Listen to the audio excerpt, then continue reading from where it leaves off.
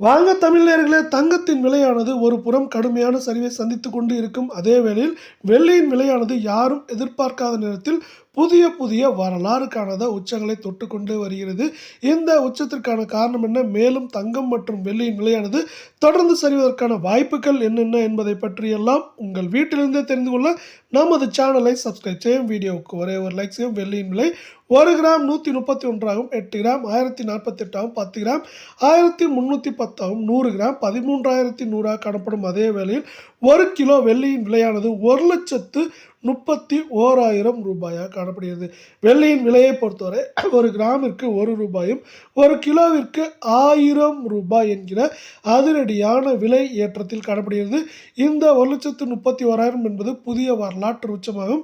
வெள்ளியின் விலையை பொறுத்தவரை இந்த வாரத்தில் ஏற்றம் என்று பார்த்தால் 1500, சரிவு என்று பார்க்கும் பொழுது 3,800 4,000 வரை அதிகபட்சமாக சரிய வாய்ப்புகள் இருக்கும். அதே சூழலில் 24 கேரட் தங்கத்தின் விலையானது 1 கிராம் 10,151 ஆகும். 8 கிராமின் விலையானது 81,208 என்கிற விலை சரிவில் தொடர் சரிவில் காணப்படுகிறது.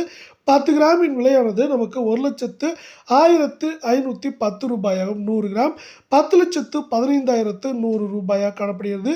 மீண்டும் இன்று ஒரு கிராமிற்கு 11 ரூபாயும் சவரனுக்கு 88 ரூபாய் விலை சரிந்து காணப்படுவது மட்டுமில்லாமல் கடந்த 15 நாட்களில் இது 1,500 ரூபாய்க்கு பக்கமாகவே ஏற்றங்கள் போக சரிவு மட்டுமே காணப்படுகிறது.